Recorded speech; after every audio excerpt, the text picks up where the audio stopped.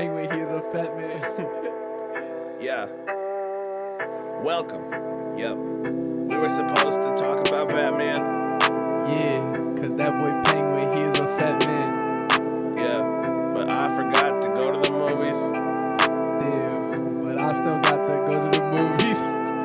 Touch on the movies. Yeah. Yeah. Yeah, you know I'm not fruity. Yo. Congratulations. You found yourself in that strange part of the internet once again, but it's okay. You're here with us. My name is Chris. And I'm Jonathan. Welcome to the Death Taco Podcast.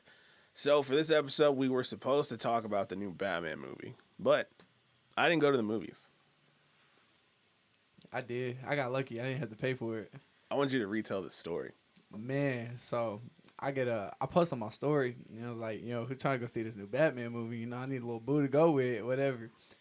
And this girl ends up hitting me up, and she goes, hey, I'm going to the movie out in Shawnee with a couple friends. I'm like, all right, I need friends. Like, I got a go-to guy I go to for everything. When any girls involved, like, I need a two-man, he's coming. So I hit my cousin up, and I was like, yo, you trying to go to the movies? It's me, this girl, and these other girls. And it's like a bunch of girls, and we're the only guys. He's not gay, so he's going to say yes. So he's like, okay, let's go do this. And so we end up getting to the movie, whatever, and right before we get there, she calls me. She goes, hey, I had my mom buy you tickets. I'm like, me and him? And she was like, yeah, I had her buy 3 tickets. I'm like, I love these rich white women. I love them. And so we get into the movie, watching the movie.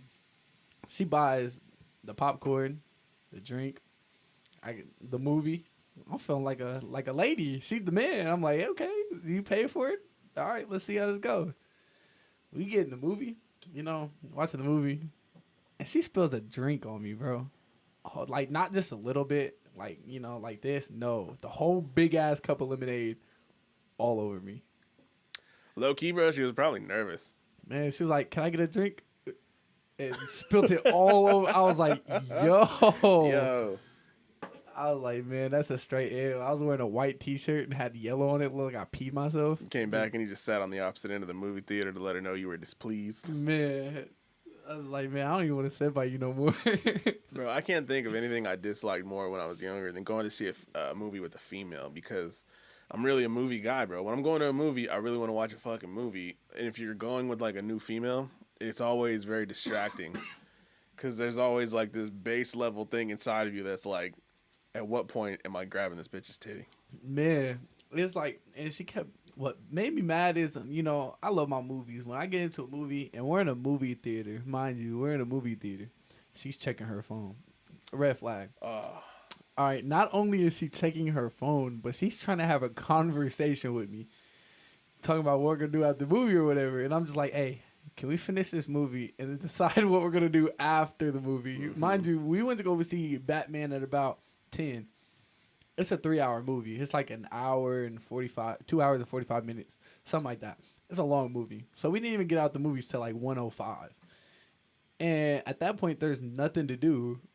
But she wanted to sit there in the movie and talk about what we're doing after the movie in a movie theater full of people, pitch black, and the movie's going. I'm like, can we just focus on this movie and then decide what we're gonna do? Yeah. So she's talking to me. I'm like, shh, like trying to hush her up. And then at one point, I was like, shh, like, can we watch the movie and then talk? You gotta let them know what it is sometimes, man. And what bothered me the most is she goes, I don't even know why I came to this movie. I don't even know nothing about Batman. Like, this movie's so stupid. I'm like, hey, watch your mouth. Don't talk about Batman that way, yo. Man, I'm about to do her like he was doing those villains on that movie. He's about to jump up and spin kick her. So, on the subject of that, like, what are your favorite superheroes? Like, is Batman that guy, or? No, I think there's one superhero that just untouched, and it's Daredevil. Because he's blind. He can't see. He's whooping your ass without looking at you. Just everything, like, he got real life spider senses. So I just think my favorite superhero vigilante of all time would be Daredevil. I can kind of see that, because Daredevil's kind of like the people's champ, because he's like always called, like, did you ever see the Netflix show that he was part of with, like, the Defenders and shit? That's definitely like the JV team. He's like captain of the JV team. He's the little guy. Yeah, it's funny because he's the one with the disadvantage over everybody. Everybody else can see. Like, he ain't got no superpowers. The Batman don't have no superpowers.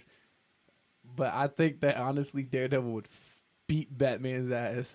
Not even looking. You gotta stop, bro. Listen, I don't like Batman that much, but fucking to say that Daredevil would fuck up Batman, I don't know. Hey, I don't know, bro. But the way he be kicking their ass without looking, imagine if he could see. If Daredevil could see. Listen, I think if he could see, that takes away all of his superpowers, bro. What if one day? The only reason he's what so if good. one day he just wakes up and he's like, "Oh shit, I can see again." Then people are in trouble. Well, it's because he's blind that he's so superhuman because of his like other senses being heightened. His hearing is so good he can hear better than motherfuckers that can see. So if he was able to see, I would have, unless he got to keep those like heightened senses. Yeah, that's what I'm saying. Like one day he woke up and his vision was just back. I think he'd be untouchable, unstoppable. Yeah. Superhero wise, bro, I think my dude was always the Hulk. I always just like the thought of just like the brute strength, fucking determination. He only gets stronger as he gets angrier. Yeah. I like the simplicity of that. Yeah, I like Hulk too. He's just hella strong. Just hell. Like if I had to get a strong dude like to help me out, it'd definitely be Hulk. There's a lot of people with real specific ones though. Like I know this dude who was obsessed with Wolverine.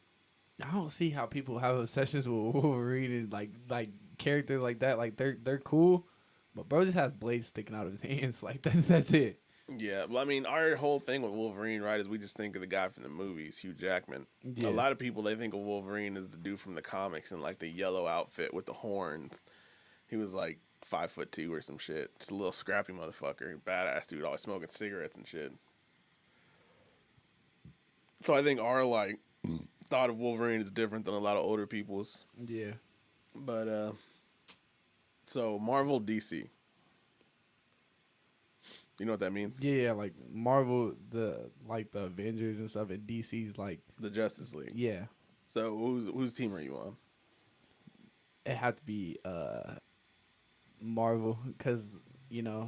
I mean, it's fucking Marvel, bro. Well, Daredevil's Marvel, so yeah. I mean, everybody's fucking Marvel, dude. Man, they got Iron Man, they got fucking Superman, they got all the good. Or Superman, is he DC or is he Marvel too? He's DC. DC. So, well, Marvel just has Marvel's got the X-Men, the Fantastic Four, the Avengers. Yeah. Everybody, bro. Yeah, so they're badass.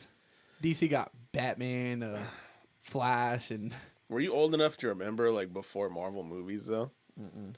It's funny because growing up, it was always the Justice League, dog. It was Superman. It was Batman. Wonder Woman and all that shit. And like Marvel, nigga, whenever like I heard that they were gonna make an Iron Man movie, I didn't know who the fuck Iron Man was. Nobody, like, those were, to me at the time, those were B team characters. Yeah. I knew who the Fantastic Four was more famous than the fucking the Avengers. That's crazy. Like I thought, I didn't know who Thor was. I was like, Thor, the God of Thunder. What the fuck is that? Got a big ass hammer. That's it. Yeah, like I knew the Hulk. I think the Hulk might have been, because I didn't even really know Captain America. I wasn't a big comic dude, but it's crazy to think that like when I was growing up, I was like, who the fuck gonna watch a movie about Thor and Iron Man? And now those are like big movies. Yeah, people like put them up there with Batman and Superman type shit. You know? Yeah. I never liked Superman. I always thought, like, you ever play, you played rock, paper, scissors, right? Yeah. Did you ever, like, get dumb with it and you were like, rock, paper, scissors, water? Yeah. Nothing beats water. Yeah, rock, paper, scissors, God. You're not pretty much, like, Superman is God. Like, if you're playing rock, paper, scissors and niggas are fighting, bro, it's like rock, paper, scissors, not Batman, not Wonder Woman, God. And it's like, come on, dog. Nah, now I'm kryptonite. Right there, you're done. Shit, speaking of Superman, you ever seen the movie called Brightburn? Mm-mm. You know what it is? Mm-mm. It's basically what if Superman came to Earth and he was a psycho. What the hell? It's about a little boy. Like, literally the exact Superman story. The spaceship falls in Kansas at some farm. This lady's raising a kid. And he is Superman, you know? He's showing all these super strengths and all these abilities. He can fly and stuff. And then out of nowhere, he starts drawing these fucked up looking pictures. Starts, like, torturing animals. fucking kids up at school who piss him off. And then by the end of it, he just goes full, like, I'm just tearing everybody apart. So like a villain kind of. It's pretty much like the anti-Superman origin story. So kind of like how Spider-Man has the black one, like Venom. Symbiote. Yeah, just kind of like that, kind of like how there's a darker like version. Mm-hmm.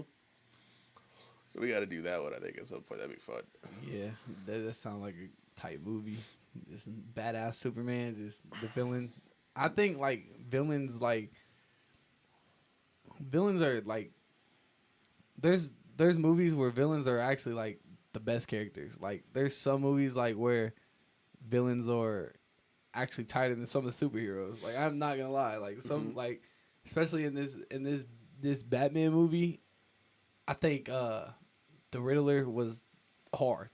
Just some of the riddles that he put in the movie, they had humor to them, but like the right amount of humor. Mm-hmm. Like there was one point in the movie where Batman was like, all right, there's a drive, like, you know, find this drive. There was a drive in the quarry. They had to find it, and it had a thumb connected to it, like a thumbprint, like a thumb drive. And it, like the way that they pieced that together was actually like, it was funny, but it was kind of like, you know, like the dark humor, because you had to put the thumb onto the drive, take the thumbprint, and they call it thumb drive. Yeah. I think I've told you this before. I don't know if I mentioned it to you. I know I said it on the podcast. What makes a movie great is if the villain is as interesting or better than the hero. Yeah. Because it's kind of like you're playing a video game, right? Like you get bored if the guys you're fighting are like too weak or too simple, right? Yeah. You want a little bit of a challenge. So you have to, it's the same thing when you're watching a movie. You want to see a hero getting challenged by his villain. You just don't want to see him walking all over the motherfucker. Mm-hmm. So your villain has to be either as interesting, or most of the times they're more interesting because they get to do evil shit. But that's part of the talent, is you make the character likable as like they're doing fucked up shit. Shit, man, how's your week been, bro? Crazy. I quit my job and I'm about to go work at another one now. I just went up there and talked to one of my old managers from Menards. He was like, yeah, come back up here. I'm putting in the work, pull your application, whatever. Like, we're going to get you back in. Yeah. What made you quit the other one? They was messing with my pay. They was giving me my bonus. Because when I first started there, we were getting 20 an hour. Then they moved it to 15 with the bonus. But you had to show up 4 out of the 5 days on time, which I did. And they wouldn't give my bonus. And I was like, why haven't I been getting my bonus? They're like, oh, you got to show up 5 days. And the bonus is 2 weeks behind. This sounds dumb. I said, yeah, I'm putting in my 2 weeks. Didn't show up ever again. Yeah. I've talked to you about this before, man. When you're youngest, that's like the hardest time to find like good work, like steadily. Yeah, I just want a good, steady job, get paid weekly. That's all I'm looking for. Is a good, steady job to get paid weekly. That's why I'm going back to Menards, because they get paid weekly.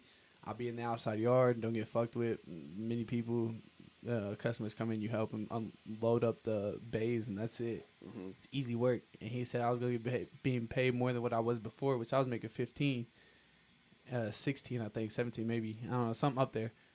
And with being forklift certified, I'll get an extra $2. So I'll be making about what I was making at UPS. More hours. Not bad at all. How are you going to do the school shit in between that, though? So I'm online, do it at my own pace. Yeah. Get off work, do a little bit here and there, do some in the morning, whenever I have time. So at this age is a good time to ask, like, what do you want to do long term?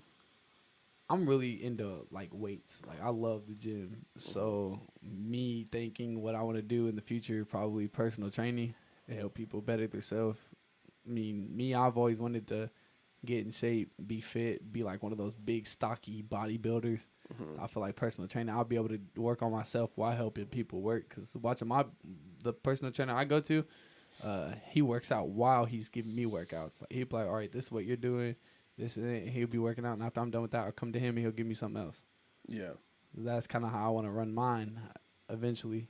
I think you'd be good at that because you give off like that friendly vibe. I think like you're kind of like you can get along with just about anybody, I'd assume. Yeah, I don't really have many problems like conflict-wise unless, you know, somebody's in their bubble and then they come at me and then kind of snap back. But other than that, I don't fight with too many people. Yeah, I feel that. It's like everybody come around me and they, I don't ever give off no bad vibes, so I don't get any bad vibes in return. Yeah. So what type of like window would you give yourself to do something like that? I say couple years, as long as I get my personal trainer certificate, be a certified personal trainer, while going to the gym doing my own workouts, because I have my own personal workouts that I do. Like if it's chest day, leg day, cardio day, whatever, then you do that. But lately I've been falling off the wagon, not going to the gym. It be like that, man. But I feel like if it's my job, then I automatically make time, because it's like now I'm getting older. I don't have all this free time. I'm got stuff to do, responsibilities. Like say if I gotta take somebody to work or help, I gotta go to work. I don't have time for the gym. I gotta go to school, work, all this other stuff. I don't have time for the gym. I feel like if it's my job, I'll always have time for it. So there's no excuse not to work out. You ever looked into like what to pay for that type of stuff is? No, but I have like an old football coach. He was a personal trainer. I had 2 football coaches. One was actually my personal trainer, and they always have nice stuff, nice cars, everything. So I know they make some good money. Yeah. I always wonder, like, do you pay people by the session, by the hour? I think it's by the session. I'm pretty sure you pay like a certain amount of money per session. I don't pay for mine. He my football coach is like, hey, I want to get you in shape. Just come to the gym. I think it'd be good for you. Like, yeah, keep me out of trouble. That's a real one. Yeah, and he's good at what he does too. I remember I went to like one weights class after school in high school, and I saw these dudes like bear crawling down flights of stairs, and I was like, yeah, it seems excessive. Like, I need the beginner's class, and they're like, this is the beginner's class, and I was like, you can get the fuck out of my face. Nah, the way there's some intense training. I remember one day I was doing powerlifting. We got the powerlifting practice. He was like, start running around the building. I'm like, do what? It's cold outside. He's like, start running around the building. We ran like 4 or 5 times in the cold. It's cold as hell. Like, my lungs are hurting from breathing. It's so cold. Mm-hmm. Then we go inside and get our workout in. And those are the tough days. I remember I had an extra tough day. I was squatting, and I chose to wear a pair of boxers, other than compression pants, whatever, like the dry fit underwear. Yeah. Got to the bottom of that squat, came back up. I felt my boxers rip. I was like, yo, did you just kick me? And talking to my spotter, he was like, no, what are you talking about? I was like, I just felt something hit my ass. He was like, bro, I didn't touch you. And so I go in the locker room, I'm like, bro, I just shit myself? Like, what happened? Bro, my boxers was cut in half, bro. I broke through them motherfuckers. That's how intense the training is. My boy. It was a crazy day. That was you getting baptized into weightlifting, dog. Man, I said, hey, I think I'm going to go home. I'm having some personal problems. Like, what? I said, bro, I just ripped my drawers. I'm trying to go home. He was like, all right, bro. You can go ahead. You can call me call me weak the rest of the day. He's like, oh, you went home because you ripped your pants. Da-da-da. And yeah, I ain't got no boxers on. I'm not about to lift with no boxers on, gang. Nah, dude, fucking. There was always something therapeutic about weightlifting, man. Yeah, it's just like I had a lot of anger built up growing up, so I always use it to football. I go on the field to hit people. Yeah. Off season, I can't go out in the field to hit people. So I was like, how else can I control this anger without, doing it aggressively or hurting people or hurting myself? So the weight room was my coping mechanism. Like, whenever I'm having a bad day, weight room. It's always how it's been. Mm-hmm. And I think that's what helped me not get beat up in school. It was because when I was mad or I had a problem, I was in the weight room. Then I started getting big, and I couldn't get bullied. So I think that helped me a lot, was like using it as therapy. But honestly, it was better in myself too. Not mentally, but physically too. Yeah, I was like that too, because I remember when I was in grade school, bro, I got picked on a fuck ton, because we moved schools a lot. So, when you're the new kid, people always fuck with you. You don't have any friends, any established groups. So I did the rounds at the Catholic schools in the hood, bro. I was at like 9 of the motherfuckers. Man, that's more than what I've been to. For like, I'd be at one for a couple of weeks or a month. Oh, different one. different one. And I remember all of them, you know what I'm saying, I always got fucked with. And then by the time I hit middle school, I hit the height that I'm at now. And then, like, when I was 14, I weighed like 180 pounds already. I was big as shit. And then, like you said, I just started lifting weights, and I was realizing I'm getting bigger and bigger. All people are messing with me less and less. Mm-hmm. And that kind of went hand in hand. And I don't know, it was just like a confidence thing. Yeah, I'm trying to get built like them superheroes in the movie though. I'm not even gonna lie. I ain't stopping till I'm built like Superman. Like that. Looking at other people and what they do, like their workouts and their eating plans and stuff like that. There's a lot that go into it. There's people that meal prep, whatever. Honestly, meal prepping don't work for me because you portion out your food. I don't like those little portions. Like school lunches, they never gave me enough. Yeah. Ever. But that was the portion, serving size.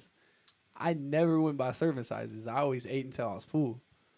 And when you meal prep, you can't do that. No, you gotta eat. I've just been thinking about counting calories, bro, and I've been looking into like the calories are for serving sizes. So a serving size of rice is a cup of fucking rice, nigga. Like, you gotta be shitting me. Yeah, that's like a spoonful of rice. Yes. And the chicken, if you want a piece of chicken, it's gotta be about the size of your palm, which is usually smaller than my palm. Yeah. Like one little piece of chicken and a cup of rice. There was your meal, son. I'd starve. Like, I've always ate to where I couldn't eat no more. And when I was looking at it, I was like, because I told you I was getting big. I think the most I hit was 215, and that was a big mark for me because I'd never been over 200 pounds. And I started looking at myself, and I was like, wow, I'm getting out of hand. You know, I really let myself go. I was eating too good, you know, got a relationship, got too comfortable. And then when the relationship ended, I was more like, damn, I really let myself go. Got fat, had a gut on me, looked like what they call a dad bod. Mm-hmm. I had one, and I was like, man, I gotta get rid of this. So that's when I started going to the gym, started working out, then got a job, I was more active. Then I went like maybe 2-3 weeks without weighing myself, and I lost like 20 pounds. Like, it's crazy. I was like, nah, stop. I wasn't eating as much. I was working out, you know, working off more calories than I was intaking. So I was burning a lot of body fat. Was that after a breakup? Yeah, so it's like a depression stage. Like, yeah, you're just trying to better yourself after that. Yeah. It was like, I looked in the mirror and I was like, yeah, I can't do this. If I want to get back out there, you know, at some point, I will at least want to be, you know, presentable, not, you know, looking like I just got pregnant. Yeah, you got to bring back the golden goose, man. Man. The bitches ain't going to pay for 215 pounds, son. Yeah, I was, man, that 215 pounds was not getting into that movie. Mm-hmm. But no, I just put on my headphones, bumping that raw wave in the gym, and just, you know, got to it. You know, up the reps each day. At one point, I was waking up in the morning doing 50 push-ups as soon as I get out of bed like a prisoner.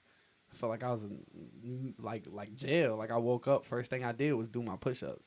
Then, and, you know, eat a little breakfast because I'm never a breakfast person, so I always make myself eat a breakfast bar, or granola bar or something, then go to the gym. That's how my days went. Yeah. Man, I don't know. I just fell out the habit. Then, like, I'm cool at the weight I'm at right now, but now I'm at the point where I want to build the muscle up. I was like, man, looking back, I used to have abs. Now I got flabs.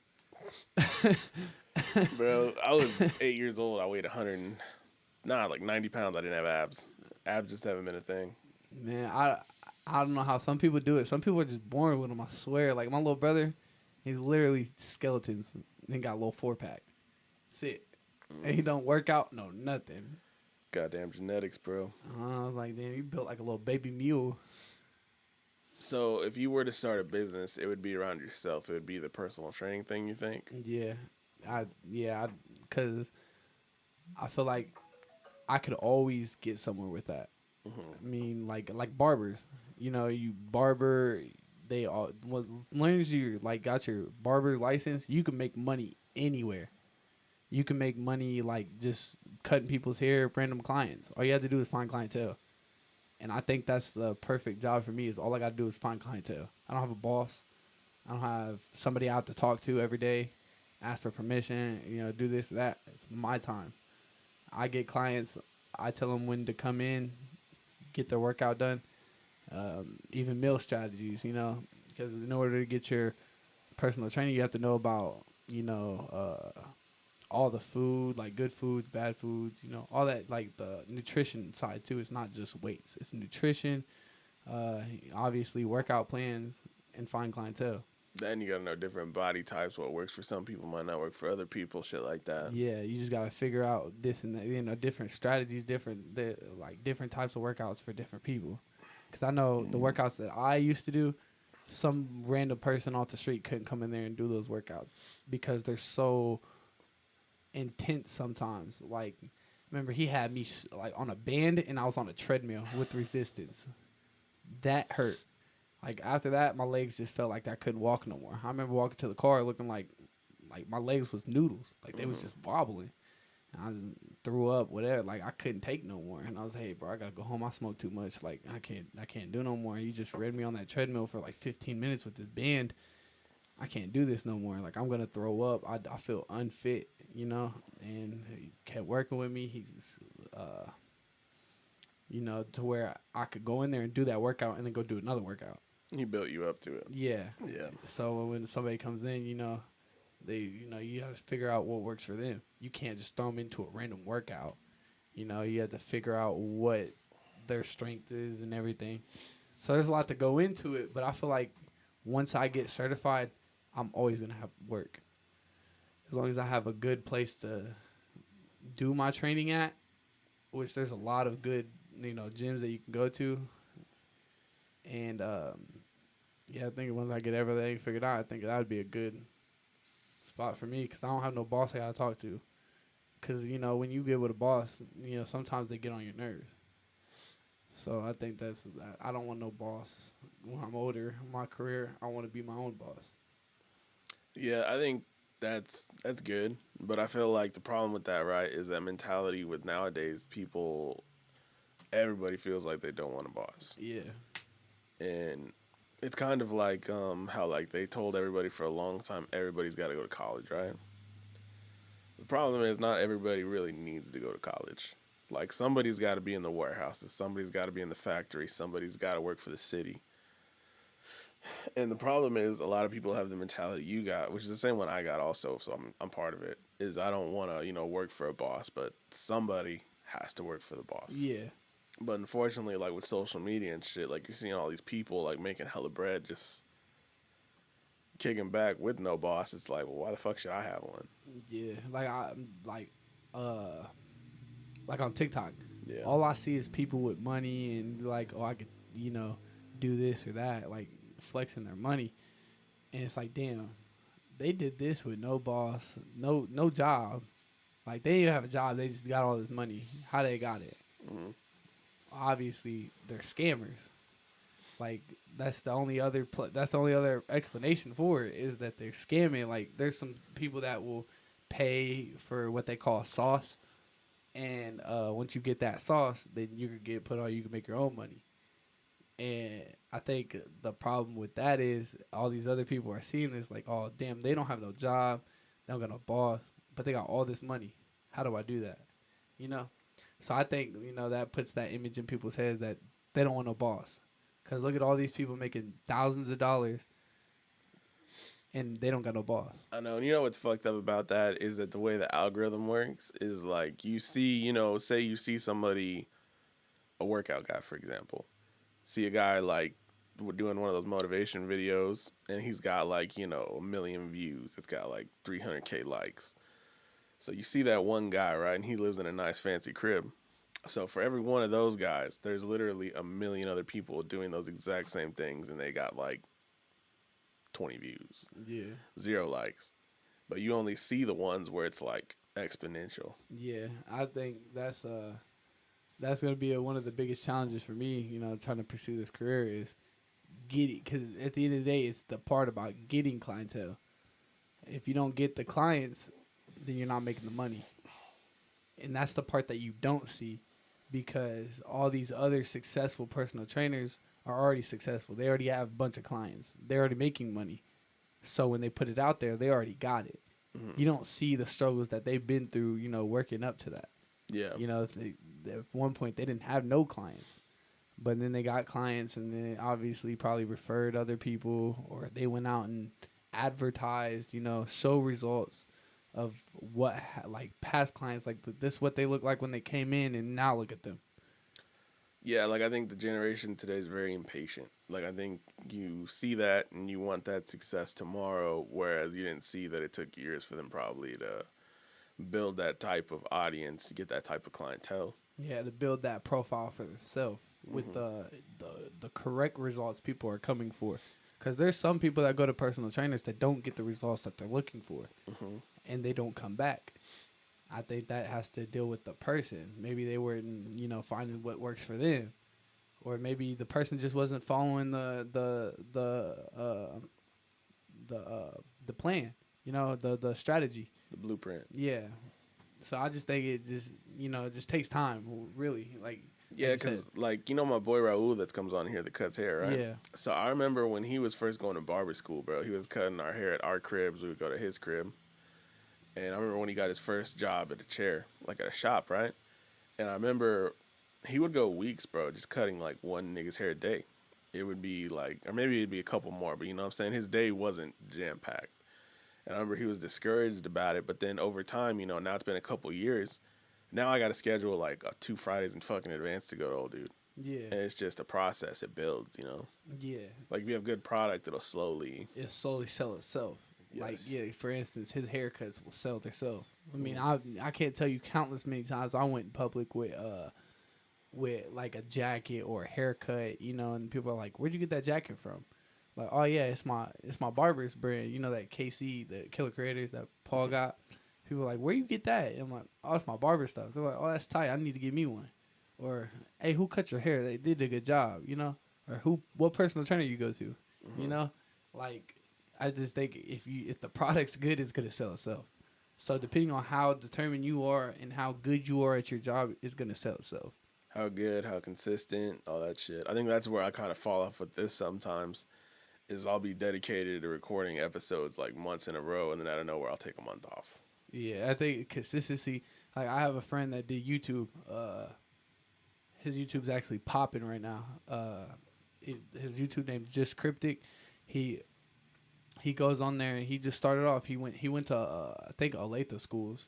He was in Kansas. He's from Kansas. I met the dude. I hung out with him a couple times. You know, I met him through one of my old girlfriend's brothers. They were friends, and he was a cool dude. Whatever, he was doing YouTube, and then he just kept doing it over years. I think it was like 4 or 5 years he was doing YouTube. And after that 5 years, he only had, or I think about like 3 years into it, he only had like 3K subscribers. And then all of a sudden, in the next couple of years, he has like 100K. I'm pretty sure he's touched 1 million now or close to 1 million. But he came from Kansas. He actually made so much money off YouTube that he moved to Florida with his now baby mama and his baby.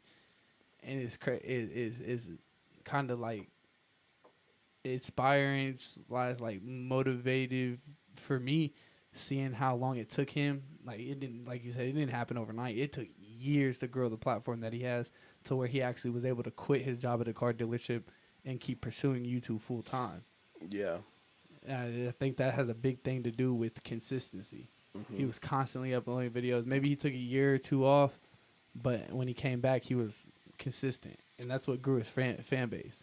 So I think, like, you know, consistency is another big, you know, what's that? Component.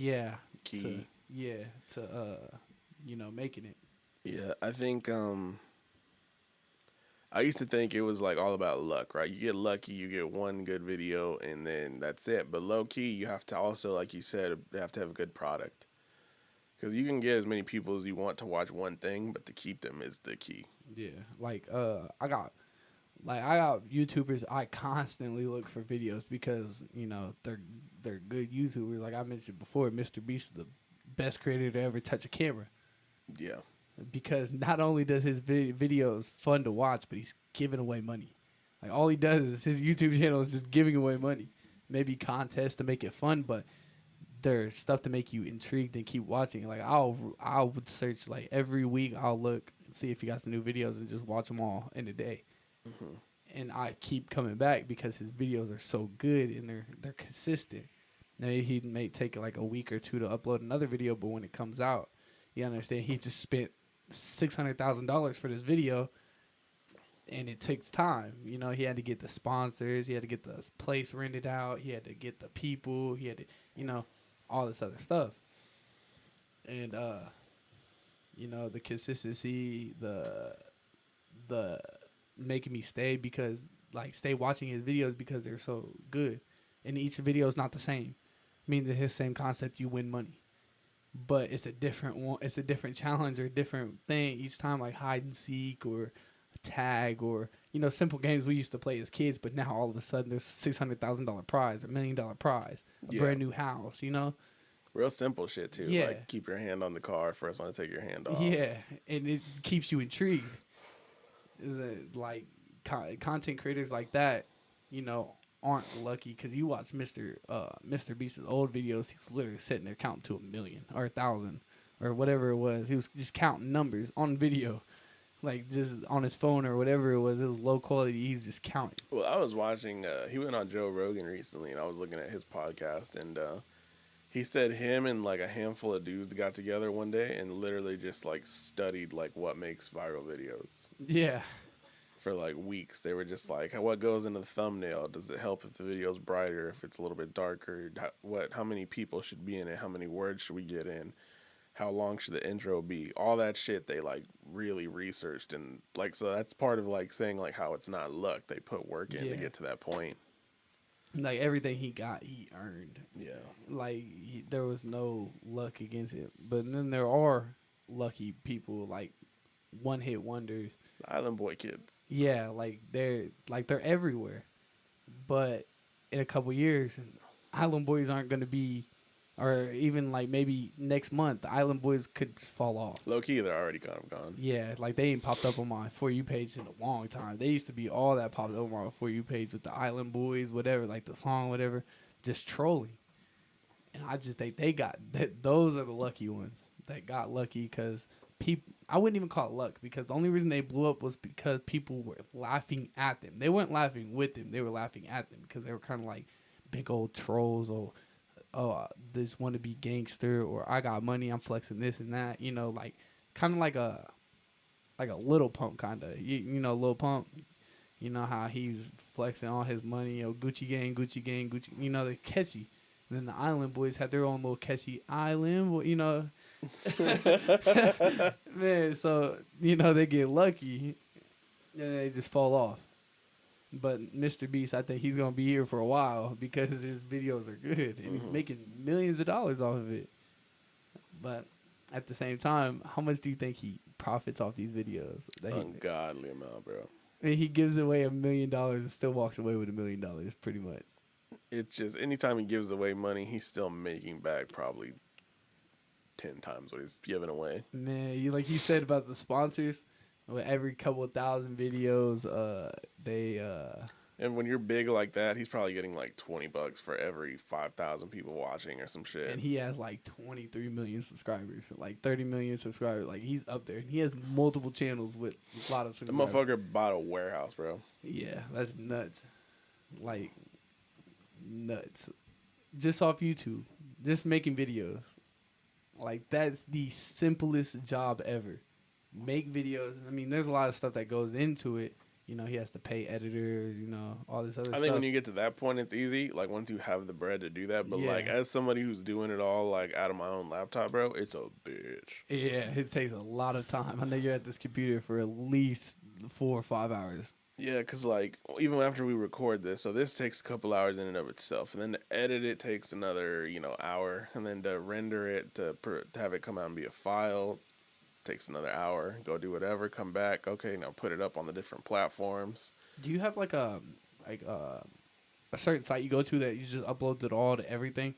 Yeah, it's a hosting website. Yeah. You get, like, a little link, and you just, like, copy and paste it in all these different Spotify, Apple. Yeah, so that makes it easier. Yeah. Because I've seen, like I told you, my friends were releasing music and stuff, and they had this website they go to, and they just upload it, and it uploads to Spotify, Apple Music, SoundCloud, all that. It's a lot easier than you think it'd be. Yeah, other than just reposting it on every platform, you can just do it all at once. Yeah. But no, man, I'm still not sure what direction I want to take this in. Because, like I said, I enjoy talking about the movies. It's fun to me. Yeah. But I know that sometimes it can come off as repetitive. Yeah, like switch it up every now and then. You maybe like, I don't know what. Like, because I catch myself, I make the clips, so I know what parts, like, I enjoy more, right? And it's usually, it has nothing to do with the movie. It's the in-between shit. The stories, the random jokes, the goofier shit. But it's like, how do you channel to be just that, you know? Yeah, like what was I gonna say? I've lost my train of thought. Damn, what were you saying? My favorite parts are the clips. Oh yeah, I was like after every time we, do the podcast, I'll go back on YouTube and watch them full through. Like, and I have some friends that do it too, and they say like the podcast is like really like it's funny. They watch it like they like it. Mm-hmm. And it's because we do that stuff, and we don't just talk about the movie like a movie critic or something like that. Like yeah, those are good. Like yeah, I think the podcast is the best of both of them. Like we do the movie critics, we rate the movie, we talk about the movie, and we also add our own stories in.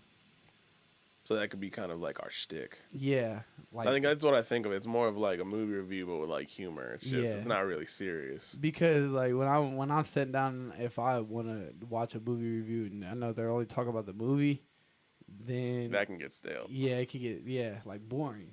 Like okay, I've already watched the movie, and you're just telling me everything I already know, or like I'm going to go watch the movie, you're just telling me everything that's coming up. Is just might as well just go watch the movie. Watch it again if I want to. Like the reviews is like boring. Yeah, I think what it comes down to is it's the energy I put forth, because like I can put a spin and make anything kind of goofy. Like say we're gonna talk about Batman. Like my main concern with Batman, right, is what if he has to shit really fast? Is it possible? Like, let me just pull this armor suit down real quick and just. Does he take off the cape? Does he throw it over his shoulder and is he hugging it? Does he take the mask off when he shits, or does he keep the it on? The mask definitely stays on. Fucking like, do the gloves stay on? Yeah, does he wipe his ass with the gloves on? Is it one suit or is the pants separate? It has to be all one suit, because he'd be like showing ass cracks if he didn't. Is he a wipe forward type of guy or wipe backwards type of guy? Definitely backwards. Does he stand up, stay sitting? Does he hover? Does he crouch? Speaking of that, that's like a really important thing. When you wipe, bro, do you stand or do you stay sitting? Fuck no, I'll sit. I'm comfortable. Like I'm not gonna stand up. Nah, dude, I stand and crouch. I do like a full like L. He said it like the chair's there, but it's not. Yeah, like I hover. I didn't know that was like a thing. Like I looked it up, and it was like there's a legitimate like split. Some people, half the world stands, half the world sits. Dude, what the fuck? I didn't know you could stand to wipe your ass. I'm telling you, bro, that fucked me up when I found out people sit. Bro, like if you stand straight up to wipe your ass, like, bro, you gotta spread your cheeks before you wipe, or like, how you go about that, bro? Like, you stand it up. Hold the cheeks open, bro. Open door. Yeah. Use one hand, pull the other one. Use the other hand, pull the other cheek. Dude, how you wiping, bro? You only got two hands. It's a gift. That third hand comes out of nowhere. Put the toilet paper on the door and just spread the cheeks right on it. Imagine having one of those toilets that spray your ass. You're not used to sitting down. You gotta stand up to get your ass squirted. Man, like imagine having so much money you pay a dude. We were talking about this at work. We have a butler, and you just like he has to take a glass full of water and spit it in your ass. To clean. He's like, I want one of them Chinese toilets, but I don't want to go buy one. Come here, butler. The butler just got to fucking. Imagine Batman doing that. He had enough money, bro. He could have. Mm-hmm. But no, like that's just like the weird shit like I think of when I think of like movies. And like I said, I could think of stuff like that just on point, just for all the shit. Yeah, it would actually be funny than just sitting here criticizing the movie all the time. Like I say, like, yeah, this movie is good. Tell you about the movie, but then again, I'm gonna put a spin on it. Because if we're sitting here talking about the movie the whole time, you're gonna lose interest. Or just be like, fuck it, I'm gonna go watch the whole movie myself. Why should I sit here and listen to you talk about the movie when I can go? That and like we didn't go to film school. We don't understand film. We don't understand. I mean, I understand character development well as a storyteller, but like the average person probably wouldn't. Maybe that's something interesting they like to hear about, or fucking music and shit like soundtracks. Oh, that's something I forgot. I'm gonna change the subject. I was reading about something right called the holographic universe theory. You heard of this? No. See, when I heard that, I thought it was the same thing as simulation theory. You know what simulation theory is, right? Kinda, briefly. It's like the Matrix. We're all the Matrix. That's what simulation theory is. So I thought that's what holographic theory was, because the article I read said something like black holes prove that the holographic theory might be real. And what the holographic theory is that we're all actually living in a 2D world. Everything is flat, but our vision makes it look like we're seeing everything in 3D. So just looking straight at me right now, if this was a 2D thing, like, you'd be like flat. It's flat. Yeah. And like there's just little tricks that make it look like it's full, but low key every time your hand is turning, you're just seeing 2D. Yeah. That makes you think a little bit. I know, it kind of fucked me up, bro. It's because like I'm gonna fuck this up. I guarantee I'm gonna say it wrong. But because like black holes are like, you know, they're these circular things and it protrudes downwards, kind of like a basket almost, like where the black hole would be. Yeah. That's the only true 3D image in our like universe. So everything else is 2D. It's flat. Like scientists say it's like a 45% chance that's a thing. What the 45? That's crazy. I know, bro. My mind went fucking nigga for a couple of days. I would just stare at shit, just like, man. Are you flat? Or are you round? like you really think about it. Like I said, like when you're in fixed positions, just looking straight, like you only see a 2D image. Yeah, this microphone pretty round, but when you look around it, but you look like. I know that like fucked up my whole day. Like that's what I was saying too. Like there was a song I was listening to on the way here. This was on my playlist. It was a Rod Wave song, and he mentioned like you only know what you're taught. Like you only know what you're taught. Like if somebody teaches you the wrong, is that your fault, or is it their fault? You know, like you followed it, but they taught you, and it's just kind of like if somebody teaches you the wrong thing, they set you up for failure. But is that really their fault because you went along with it? Or is that your fault? Or, like, you know, whose fault is it?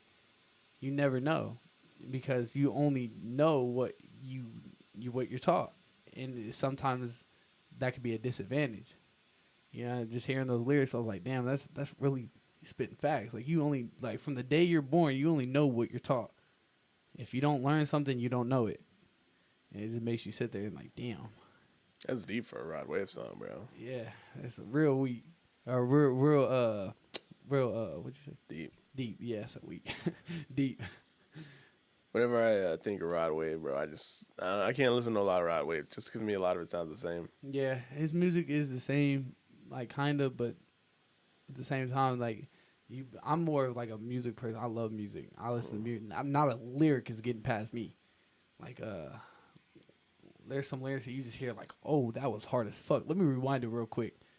Like, bro, like, I mean, this young 14-year-old was like, they gonna think that it's World War II by the way 1500 go slide with a cannon. I'm like, World War II cannon. Like, hey, this nigga is hard. He's 14 years old. Talk about, you know, making these different figurative language, but it's actually hard. Like, you know, I have to hear every bar.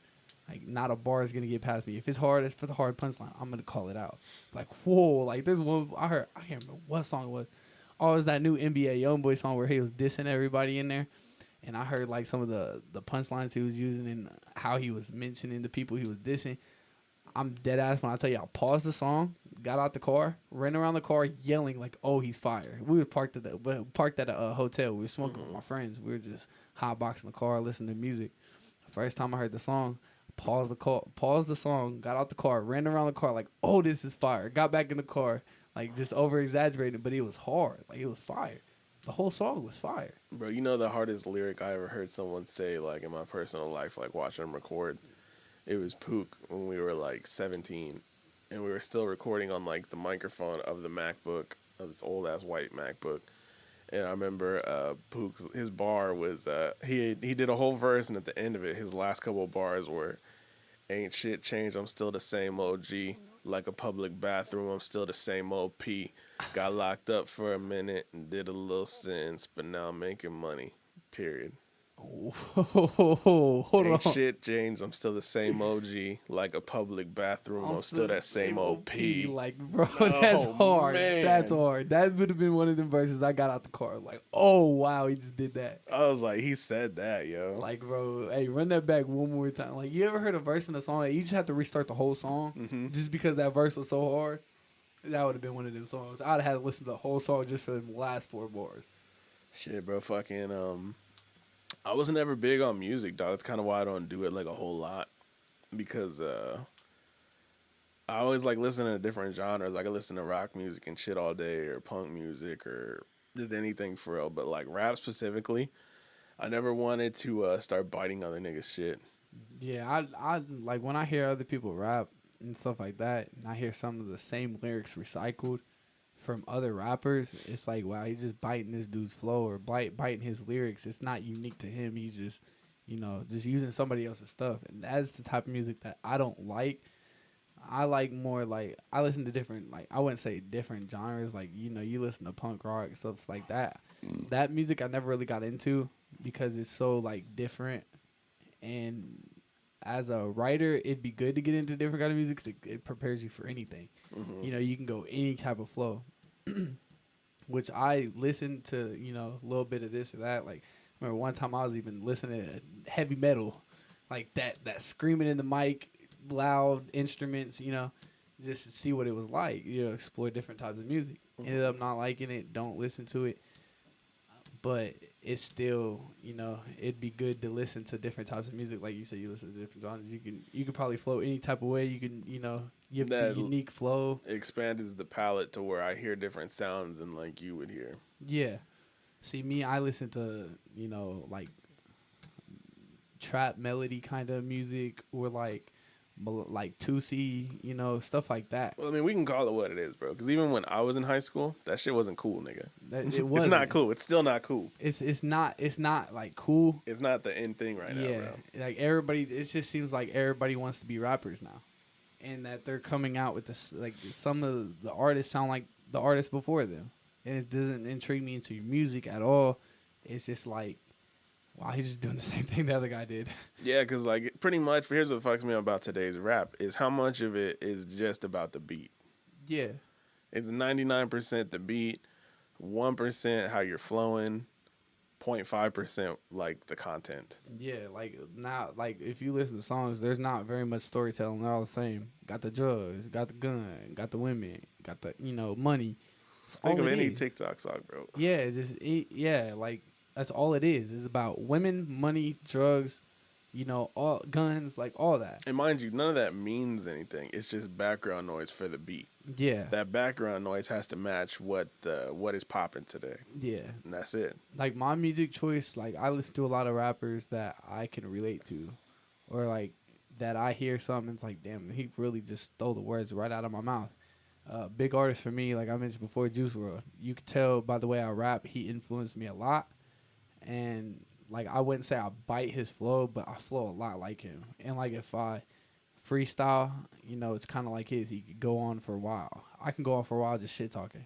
It's not hard. All you got to do is find the word that rhymes with the last word. Anything else could just, Bro, I'm so salty about Juice WRLD because, like, I feel like he put the whole mental health rap, like, on the map. And I feel like I've been rapping about my mental since, like, 2008. Man, and it's like, the way he did it, I think it was a big part of his voice.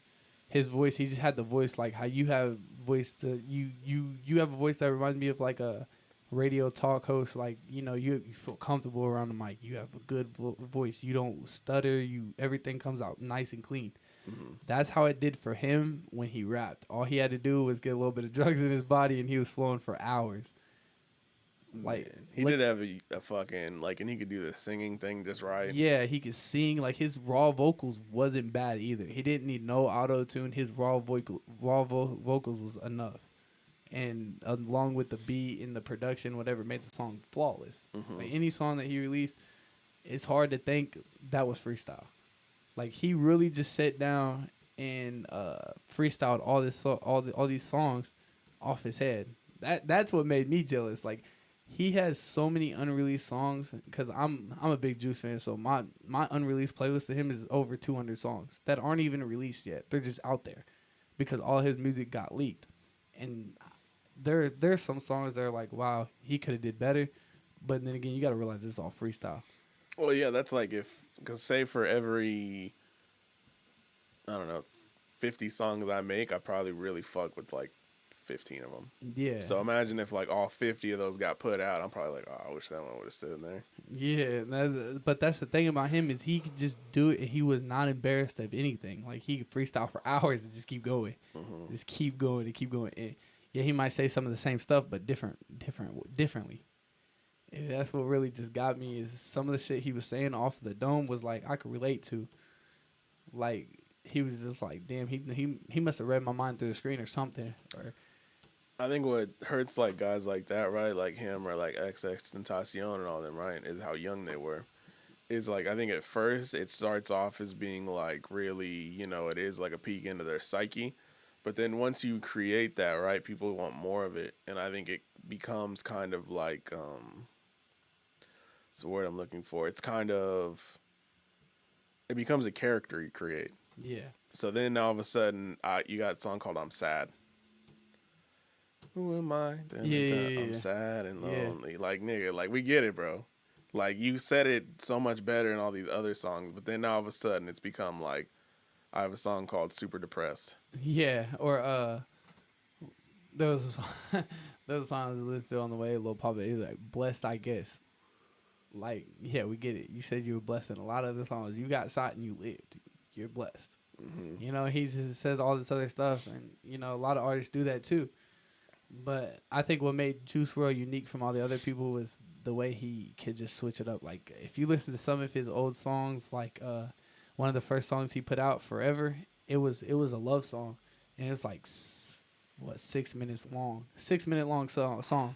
Listen to that motherfucker on repeat like all day. Had that on repeat all day, and he don't just have one flow. And if you listen to some of his features, like he did a lot of features with G Herbo because they were both from Chicago. Every song that he did with G Herbo was crazy. Like he wasn't talking about no sad shit, nothing. He was, you know, hype. You know, he had that hype, just like how X had that song where he was like, "Can't keep my dick in my pants." You know, that song that blew up.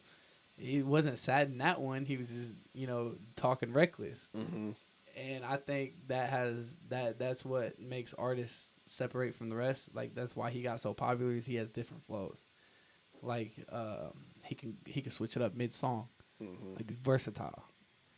That is unique because a lot of dudes just kind of stick with the same thing. Yeah, like when you hear me, all my songs kind of sound the same, but they're catchy. His were catchy but different too. Like he rap fast and then go slow, or go slow and then go fast. And that like listening to a lot of music, it makes you appreciate that more because it's like, wow, he's crazy talented. As like a musician, or a lyricist or a songwriter, however you want to call it. Yeah, that is harder to do. Yeah, and when he freestyled, he also tells stories too. Like how you're a story rapper, like you rap and you rap about a story. He did that, but you know how we have to sit down and write it out and, you know, figure out what goes where. He did that off the top of the dome. That is next level. I always wondered like how that works. Do you think it's more who you know? Or what? Like, because we know a lot of people that make music. Yeah. And none of them are fucking Juice WRLD. None of them. So what did they do wrong to not be in that position? Is it living on the coast? Is it where you live? Maybe he was just gifted. That's it. Maybe he was just gifted. Like, at the end of the day, because I've asked myself. I like that answer, bro. Too. I think he was just better. Like, I can do what he did, but he does it better. Yeah. Like there's no, like, you can't compare anybody to him because how many songs he released. Like I was watching like I'll tell you, I watched documentaries, I watched videos and stuff like that, clips. producers talking about Juice WRLD. They even said we play the same beat 3 times, and he has 3 different songs right there on the same beat, like just differently. That's on that Jay-Z shit. Like, that's how he did, like, 99 Problems and stuff. Yeah. He was in the studio with, like, this legendary, like, Dr. Dre type producer, and he was this old white man who, like, recorded the Beatles and shit. And the white dude was like, did he write any of this shit down? And they were like, nah. And as he's, like, rapping 99 Problems, he's, like, in the background while he's in the studio, like, did he write any of this shit? And he's like, nope. Yeah, that's what I watched a little bit of, like, how they engineered, like, whenever he was, like, doing the music in the booth, like, he would rap. And then say if he said something he ain't like, run that back real quick.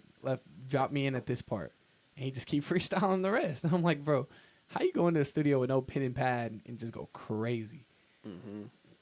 That right there, I think that's what made me like him so much. Is not only can I relate to this stuff, but he also does it good, and it sounds good. And all that's one thing with the music with me, like music that I like has to sound good, and it has to either give me hype or I have to relate to it. And that's the music that I like. That's why I can't listen to punk rock or heavy metal or stuff like that, because or like I could listen to a little bit of country because, like I said, I could relate to it and it sounds good. Yeah. And yeah, I'm real big on the relate or get me hype or get me in a mood where I want to do something. Like if I'm like before football games, when I was in played for high school football, we'd always play at least one song that was the same before every pregame, and it was the Dreams and Nightmares by Meek Mill, because that song got you so hyped up in the locker room, ready to go out there and kick some ass. If the song isn't like that, or if I can't sit there and be like, damn, I feel his pain because I've been through the same shit, then I really don't like the music. Other than like mainstream artists like NBA YoungBoy or Lil Durk or them that rap and put out consistent good music, I can't relate to some of the stuff, but it sounds good and it gets me hyped. Yeah, I think that's why you guys are lucky nowadays with like playlists and shit. Because when I was growing up, bro, the only music that was out was ringtone rap. So it was Soulja Boy, Lil Wayne's music. And really, that was it. 50 Cent, like old 50 Cent. Yeah. That was like the most of it. There wasn't streaming, wasn't a big thing. YouTube was only for those specific rappers for their music to get bigger. So the pool was smaller to pick from what you fuck with. So at that point, all that is flexing rap. Yeah. And me, I was like, that wasn't my personality. I wasn't like a big flexer. So I was like, all right, fuck it. So that's why I just listened to like a lot of emo music and shit. I was like, I'm in my feelings all the time. This works perfect. Yeah. As opposed to now, you got like all these. And the only thing I did like was 90s rap. Like old Eazy-E, NWA, Cypress Hill. I think 90s rap was untouchable. Like even this new generation couldn't touch 90s rap just because of how unique it is. They were the West Coast flows, all the big artists back then. I'd still listen to their song now, like what they call baby making music. I know you know what the baby making music is, like Mario, Neo. I never fuck with any of it, bro. Like those are just classics that I can mess with. Like I'll put that on when I'm getting a little down and dirty. Like I'll put that song on, like some songs on, the background noise in the background. And it's good music. I wouldn't just put no music on. Talking about like Omarion and all that shit. Yeah, like those type of music. Like I just think that generation right there, or that genre of rap, that R&B, slow love type stuff. That was that was untouchable. Now that I think about yeah, it. And untouchable. Like the late 90s, 2000s, bro. That shit was nobody's doing that now. Nobody's rapping about taking ladies out, treating them whatever, getting down and dirty, in a respectful way. Now it's just like I'm dogging these hoes. This is what it is. You know where I got fucked up early on is some of the rap I was really into when I was in like middle school, bro, was like that MC Magic, MB Rider shit. You know what that is? It's basically like Chicano slow jams. Like niggas using that talk box, that little chipmunky voice and shit.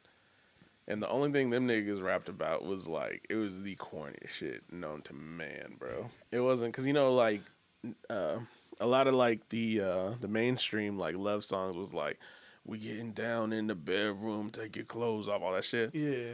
And these Mexican dudes, bro, they were all like, take you to the movie, take you home, respect your mother. Meet the parents. I want to hold your hand, give you a peck on the cheek. But that's low key hard. Like, Bro, it's just shit like that. it's corny, but it's hard. And it was just real cheesy shit, bro. And that was like my reference for music at that time. And it was funny because if you listen to the old songs me and Cody used to make together, you would hear that we do love songs together, and all of his songs are about fucking. And then my part would be like, I'm gonna take you to the movies. Shit like that, you know? Hey, that's hard. That's hard. But nah, it's just a whole different time, man. Yeah, I think like that's why there's so many artists now that are trying to, make it on SoundCloud and stuff like that. And I ain't gonna lie, some of these people are garbage. Some of them should never touch a microphone in their life. But then again, I don't want to hate on other people's grind because I'm doing the same thing. But I'll hear people's music like, damn, how does he have 5K views? But I'm not putting music out because I'm scared to get criticized. Or I'm scared to be like, oh, this is another one of those Juice WRLD wannabes. Compare me to Juice. Like I said, nobody can touch Juice at all. Or I'm just like, that's why I never really released any music. Like, I know we recorded some songs in the past, like the songs that you like, yeah, you might want to keep this one in the vault, like that cruising song. That would have been so much better if I could get the right voice. But I didn't have the voice for that at the time, so I think if I redid, some of those songs from back then, it'd be better. Mm-hmm. But like, I've just always been scared to put stuff out there and be like, get the wrong feedback that I want. Like, when I put music out there, I want people like, oh, this is fire. Like my friend Mally that does music, when he released music, that shit's fire. Like, damn, like I did not know he could do this. That's the reaction that I want from people, but I'm scared of the negative reaction. Bro, I gotta take you on like a tour of my voice and show you like how self-conscious I was and how different my voice is and like throughout the years. Yeah. And it's true, bro. Like you don't get confidence until you know what your actual voice is. Yeah. You still probably don't know what your voice is, bro. I know I ain't found it because when I'm recording and I'm like, you're making your voice deeper. Sometimes it's lighter and it's. Or it's like a vibe, or try to do this or that, and it don't sound right. But I'm like, I could do this better. I know I can. I made this damn song. I can do this better. But it's just the fact that my confidence gets in the way so much, and it's like, what if I put this out there and then people are like, oh, this is hot ass, like garbage. Throw this song in the trash, delete it. That's my worst fear. That's my worst fear. Well, niggas are gonna say that regardless. There's somebody who's gonna say that. No matter what you do. But lately, I have been getting my confidence boosted. Like I said, like I show my friends some of my songs and shit like that. Like, oh yeah, this fire. Oh, this is the best song you made yet. Keep in mind though, those are your people. Yeah, that's another reason that I don't really like go with my gut. Like, I know my best friend. I call him every song. Some of these songs are garbage. Looking back at it, and he was like, "Oh, this fire." I'm like, "Oh, so you're lying to me, nigga? Like, you're lying." Like. Mm-hmm. It's just that part, like, I need honest feedback. So I'll send it to, like, you, or I'll send it to Cody, or... Because I know Cody's going to criticize me anyways. I showed him the pouring and the on my own. I heard better. I'm like, damn. All right, bro. Bro, you should see how my girl does Cody whenever we're recording. It's the funniest fucking thing. Oh, how Tiff does Cody is funny. Nah, bro. Me and Cody will record a song at his crib, and then we'll come out and we'll show him on his speaker, right? And my girl will go, you sound good, but you got to take this nigga off. He fucks it up. Take him off. Yeah, I think nobody would do that to Cody, so I think he needs that criticism. Yeah. But nah, my girl's just a hater. I feel like that's how a lot of girls are. Yeah. I met one girl, and I still talk to this girl. Like, she's my girl. We're not dating, but she's my girl. And she supports my music. Like, I show her some of my music, like, just get honest feedback, because I know she won't lie to me. She'll tell me if it's, good or not. And I'll show her and this and that, and she'll give me positive feedback. And I know it's, like, not, like, sugarcoating shit, because she'll tell me how it is. Like, hey, this garbage, it's garbage. If it's good, it's good. And that's the only female that I ever met that that really messes with, or like will give me good feedback and really like give me honest opinions on how like it sounds. and she messed with my music too. And she's always telling me, when are you gonna release music? When are you gonna release music? Like, I need this song. Like, it's good. I can relate to it too. Like, and that's really been boosting my confidence lately. Here's the thing, though, man. You're saying a lot of key words that I'm hearing, which is like, I need positive feedback. I need positive feedback. At the end of the day, the only person whose criticism matters is your own. Yeah, you have to be comfortable putting the shit out. Because if you're doing it based off of what other people are saying, the second somebody else tells you it's hot ass, deflates all that shit. That's like, I got some friends, like, the first song I ever made, I didn't even record it. It was so ass. But like, the first song I ever made, it was like, what was it? New niggas trying to hop on the wave, trying to change for the money and the fame. Like, that shit was hot ass. Like, looking back at it, it was hot ass. And I had some friends that were like, bro, that's not it. That shit's not it. And looking back at it, like, I get jokes here and there with my friends or my brother who like come and start singing that song. I'm like, all right, enough. All right, but think of it like this: you're looking for a response in a small pool of people, right? Yeah. Say if you put out a song and the same people are saying, that's not it. But say if that song was to blow up on TikTok and now all of a sudden all their friends are fucking with it, people in other states are fucking with it, then all of a sudden don't you think they're gonna go like, okay, I kind of hear it. Yeah, that's another thing I've been looking at. Like, there's a Kansas City artist that's blown up on TikTok right now. You ever heard of Sleazy? Mm-mm. Sleazy World Go. He's a Kansas City rapper. His baby mama went to my old school. She graduated, I think, when I was in like 8th grade or freshman or something like that. They're relatively young, like maybe like 2022 or 22, 23 type, around there. And his song is blown up on YouTube, or not YouTube, but TikTok right now. And I'm like, yo, I'm scrolling through my For You page, and I'm hearing a Kansas City rapper on TikTok. And I'm like, this is crazy. Like, just one song. And it was out for a while. This song's been out for like a couple years or a year or something like that. And now all of a sudden it's blowing up. And like, that's not his top song now. If you look on Apple Music, it's his top song. And hearing that, and I was like, yeah, I really got to start pushing music out here. Not all feedback's going to be positive. People have their own opinions.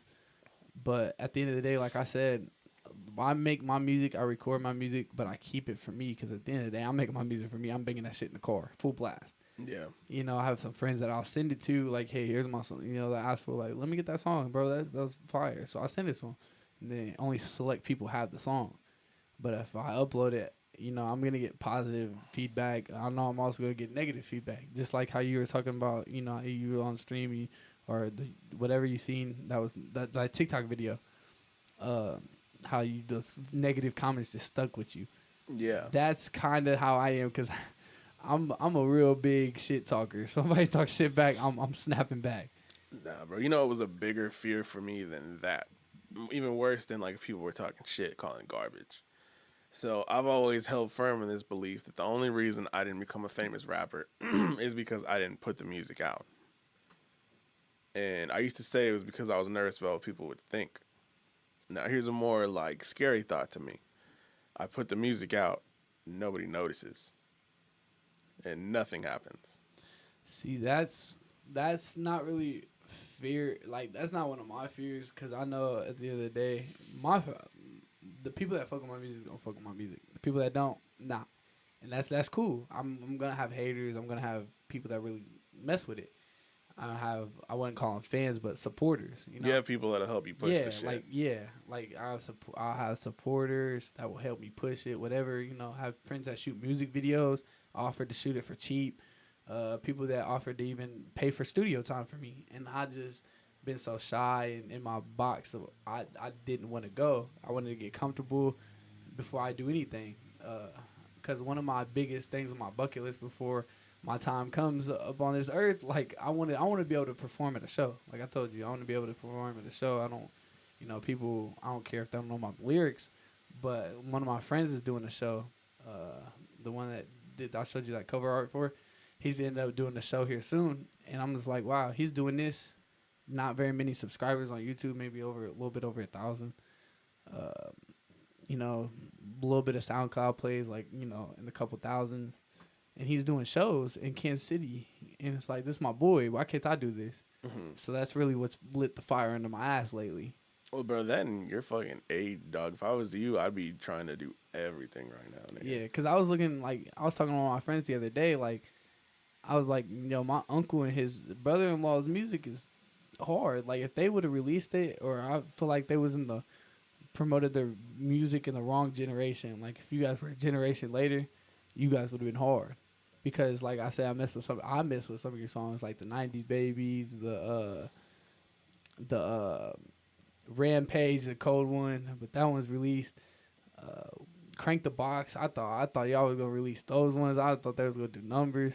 Y'all ended up not releasing. I'm like, bro, all these good songs they got in the vault that they never released. That if you guys released, I think that they do numbers. Fucking fuck around and make videos for him 10 years later. Man, like, yeah, like when you guys shot the music videos for like, what'd you do? The If I Should Die Tonight music video. Yeah. And bro, that shit was gritty. Hey, it was gritty too. And the one you guys made for Dennis. Yeah. Those were gritty. Those were this show like. Those are nasty ass songs, bro. Yeah, and they were hard, like mad hard. Like the video wasn't like high quality, but it was still hard because it showed y'all was gritty. It looked like it was recorded on like an Android. Looked like we was in the cuts in the motherfuckers. Yeah, and I think like the If I Should Die Tonight song was hard, like especially your verse, bro. That was hard. That intro is fucking. I remember all my songs, dude. If I should die tonight, I hope you taste every falling raindrop because I'll be in the sky trying to piss on the right spot. That shit was hard. Yeah. Wait, you said piss on the right spot, or you said on the right spot? That's what you said. Yeah, that shit's hard. Yeah, that shit's hard. I thought you said I was in the sky trying to piss on the rocks. I was like, yo, piss on the right spot. Yeah, like the nigga was trying to catch raindrops with his mouth. Yeah, yeah, that's hard. See, like some of them songs, like you released them, and I feel like if you guys had the right promotion of promoting your music and stuff like that, you guys could have made it easily.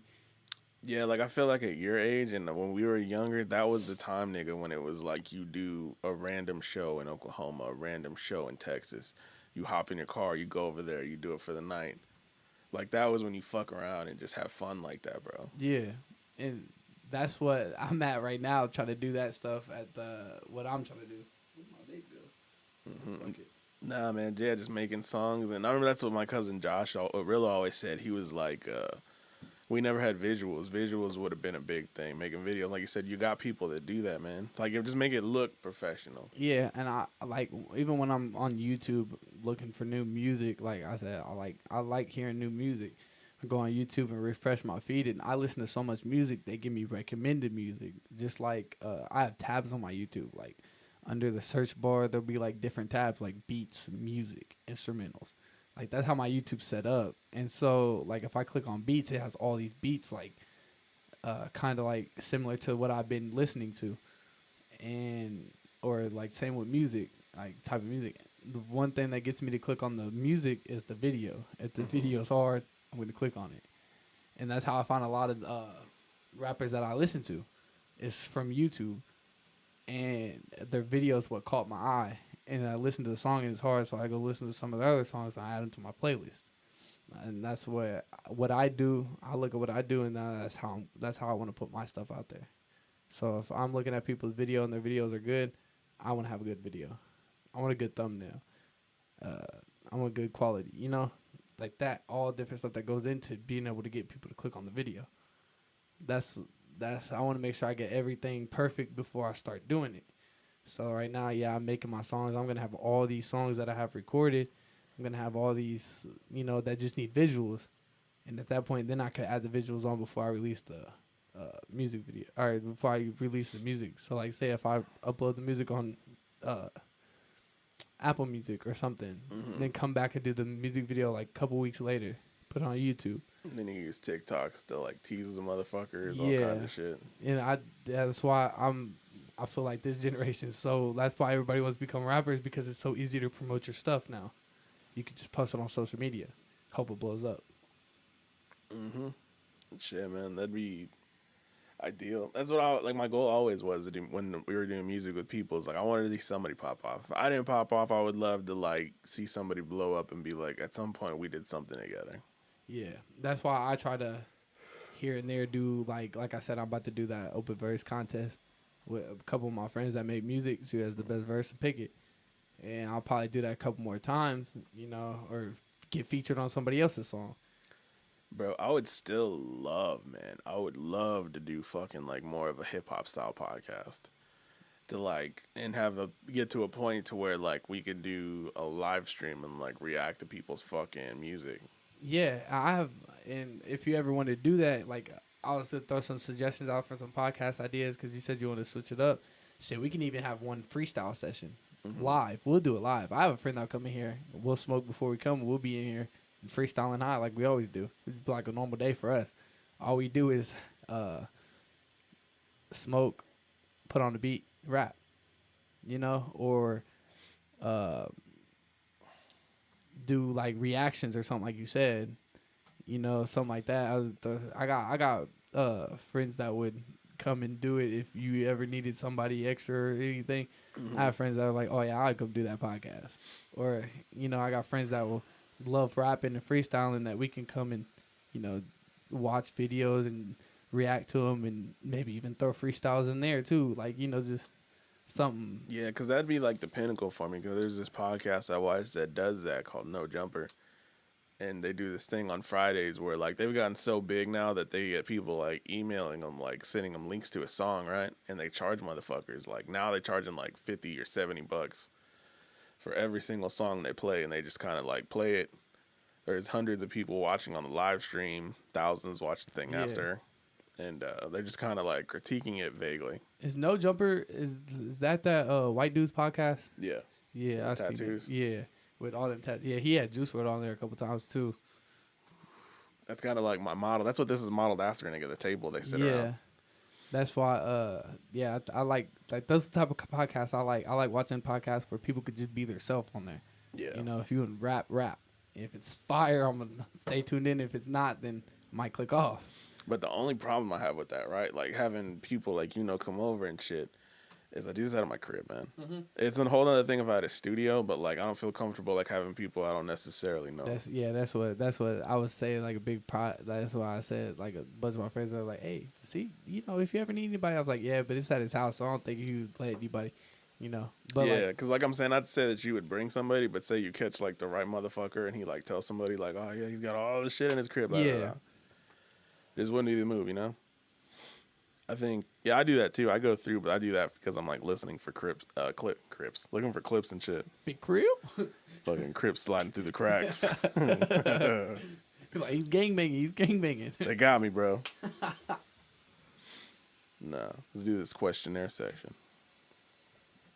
Bro, you know you were talking about those jokes. I went home and I seen one of you're like, what's the funniest comeback you ever heard or something like that. I went home and I fucking forgot the comeback, but it was so fucking funny. I was rolling and I was like, man, if I wish I would have seen this video about 24 hours earlier, bro.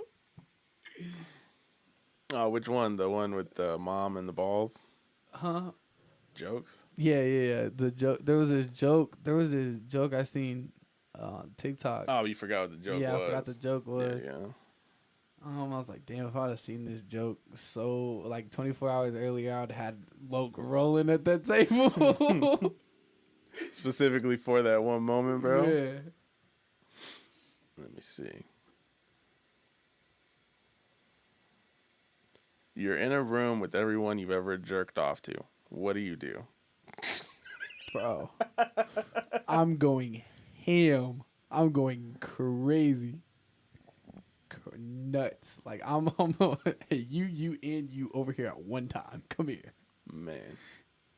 I'll be like Speed. You ever watch Speed on his streams and shit? That little, like, I think like 18 black dude he be streaming and shit. He's like a big troll. I never seen it. Bro, he was like, one of these things, he was like, if it was, he was on like those live chats where you could chat with random people. He was like, what you gonna do if it's me? Or he was like, if me and you were the last two people on Earth, would you recreate with me? And she was like, no. He was like, who's gonna stop me? Who's gonna stop me? He's like, we're the last two people. Who's gonna stop me? Hell no, man. That's about to be me in this room. I'm like, get over here. Like, nah. I'm like, who's gonna stop me? Who's gonna stop me? Man, I don't know what I would do in that situation. Man, have you ever? Okay, this is a fucked up one. Have you ever beat off to like somebody's Facebook or like Instagram pictures? One one time, One time, one time she was insanely bad. like somebody personal you knew or like a famous Yeah, person. like personally I knew, but she was like, I'm pretty sure she was probably doing the same thing to me.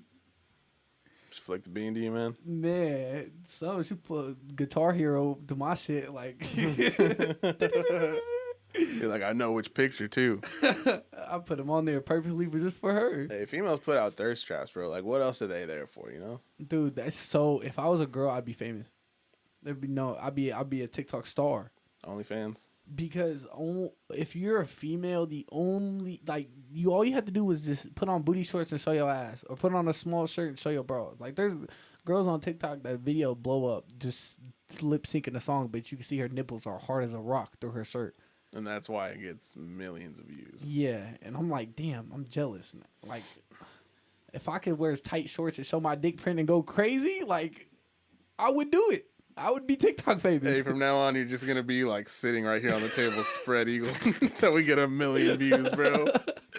Be shirtless, nigga. Yeah, you're gonna only be laid out. Like if we're about to put food on you, you're gonna get eaten. In the cheetah print underwear. You're just gonna be laying down, dog, and the camera's gonna be lower, and you're just gonna have the mic over your mouth, and we're just gonna have these normal conversations. Oh man! Then after 1,000 subs, we switch positions. Oh shit! All right. People who lick ass during sexual intercourse. Why do you do it? Oh, I have a friend who does this, bro. Like I was telling you about the VR thing. The kids was watching the VR stuff. I called him and I was like, bro, look at these dudes. I was like, look at these dudes. They're watching virtual porn on this VR. He was like, flip her over, eat her ass. Bro was like, I already did that. He said, oh, I'm getting one. I need that. I'm like, bro, why do you do it?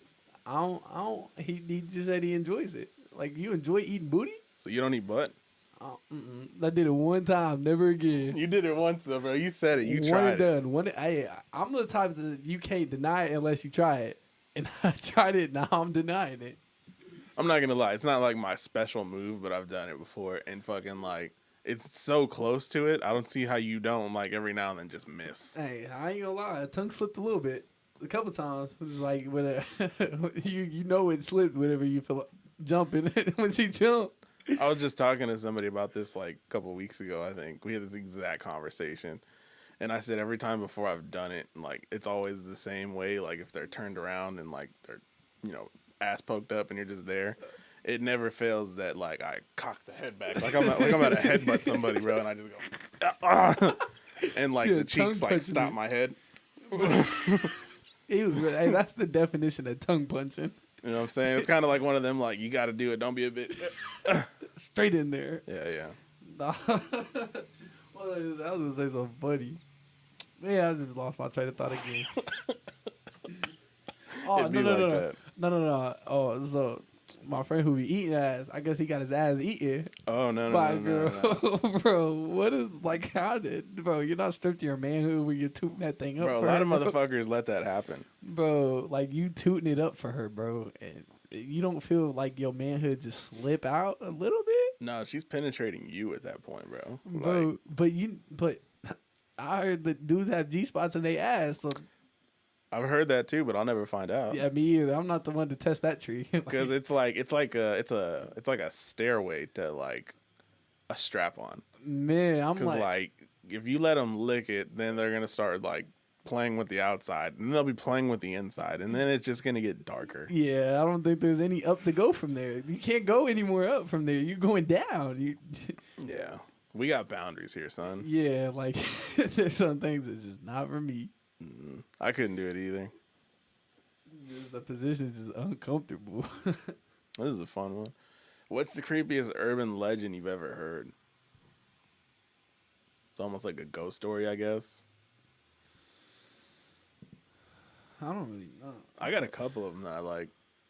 Not really urban legend, but like this is like I think it's called like the world's shortest horror story. It's like it's the end of the world, and there's one man, and he hears someone knock on the door.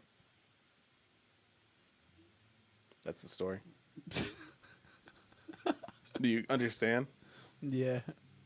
Like, he's the only one. He's the last man on Earth, so... Who's knocking at the door? Right. There ain't no person. That's like, I think the thing is it's supposed to like make your brain like imagine what could be knocking on the door. What if you just open the door and it's a dog? It's just at the door. They say you're the last person alive. They ain't say animal. You're a really positive thinker, bro. I just picture Satan like in the full Satan outfit. Which one? Like just Satan or the goat Satan from from the movie? Like a dude in a full red costume, red face paint, and red devil horns with a pitchfork. I'm like, hey, you're not the guy I was expecting. Where's God at? When's he coming to take me? Everybody else gone. Hey, man. Nah, but urban legends, there's a fuck ton of them. Oh, my favorite one. I told this one on TikTok, and it got pretty good views. It's the urban legend of the lady who finds the dog in the microwave. You familiar with this? Mm-mm. Okay, I'll retell it again because I'm definitely reposting this. So there's a old woman, right? She lives with her and her little like Pomeranian dog, this little lap dog. And she's asleep or she's laying down in her recliner watching TV. And the dog is always at her hip on the side on the floor. So, you know, she's kind of dozing off watching TV. She has her hand dangling down on the couch. The dog licks her hand. She's like, oh, shit, you're hungry. My bad. Gets up, gets the dog some food, back to the couch, sitting down watching TV again. Feels the dog licking her hand again. Oh, shit, you want to go to the restroom. Okay. Takes the dog outside for a walk. Comes back inside. Watching TV. She's dozing off again. Feels the dog licking on her hand. She's like, fuck it. You're just being goofy now. Stays asleep. She wakes up to the sound sometime later of the microwave going off. Deep, deep. She goes and checks. It's the fucking dog. Somebody put the dog in the microwave. And then she reads, I think, in blood on the wall from the dog's blood. People can lick too. What the fuck? That's crazy. Right? Bro. Who licked her hand? That's it. That's the thing. The nigga was on the floor, bro, next to her couch licking her hand. What the fuck? It makes you think, bro. Was it the person the whole time licking her hand? She just did all the thing for the dog, and maybe the dog didn't even need nothing. It was the person the whole time. I think it was all the dog, but it's just that last lick, she wasn't paying attention, and it was the dude just on the ground licking her hand. Imagine if she would have looked over that couch and just seen the dude licking her hand, bro. What would be your reaction to that? That's one of them stories, bro, though. When you hear, like, the punchline dog, it's like... Dogs or humans can lick? Like, bro, like I knew that, but I didn't think he was going to lick my hand. That's nuts. Like, I don't even know how I'll react to that. Like, bro, I'd move out the house and burn the house, move somewhere out the state. You know what, like, the classic urban legends are, right?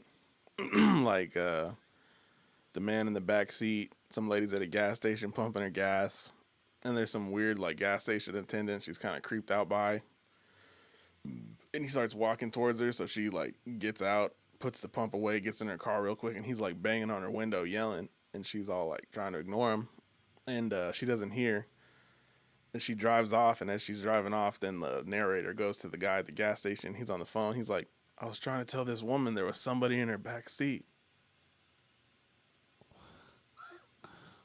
That is crazy. I haven't heard many urban legends. Like, yeah, those are all like old like ghost tales. Like that's why you know you check your back seat when you get in the car. Things you don't think about.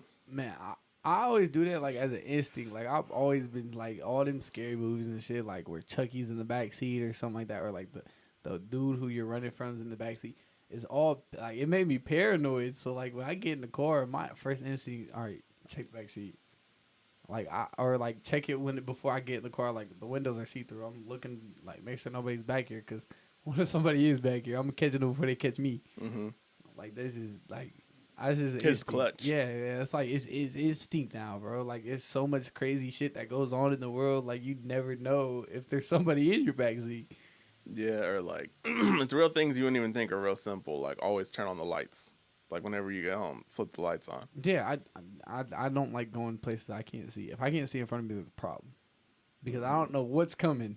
I don't know if something's coming at me or something's waiting for me or if what. But I can't. I'm always cautious because I just know that one time that I'm not cautious could be the time that I get caught. That got me wanting to look up famous urban legends, bro.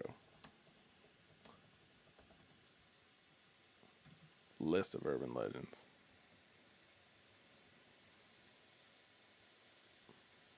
Baby train.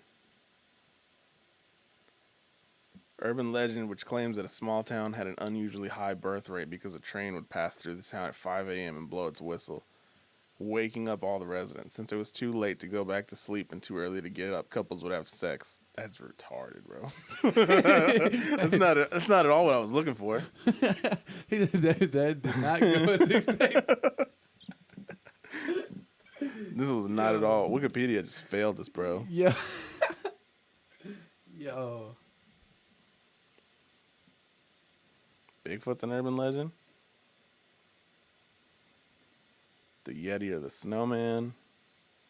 It's not urban legend. That's cryptids, bro. It's a difference. Bigfoot. And if I can...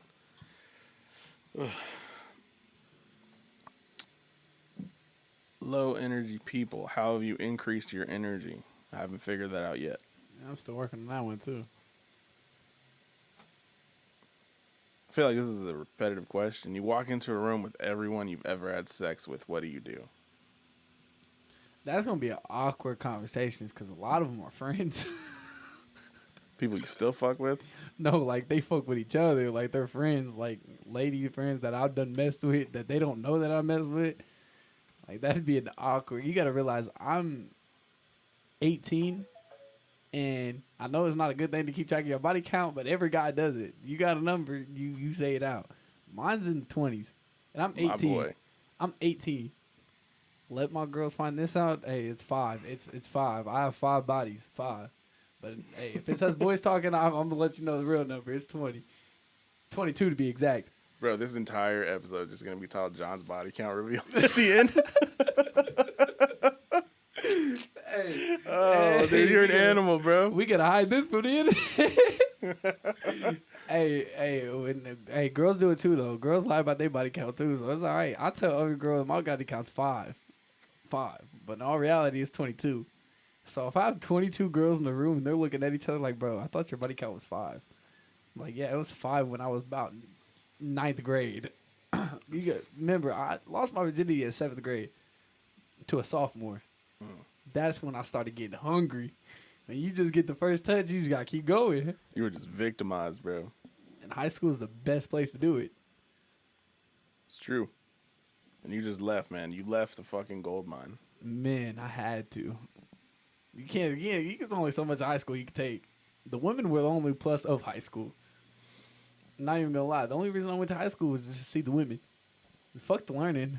Yeah, bro. I'm such an existential bastard. In terms of that means I'm always thinking inside of my head this story.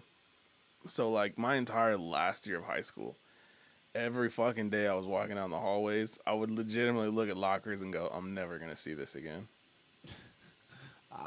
When I'm going through the hallways, I'm like, thank God I never got to see this again.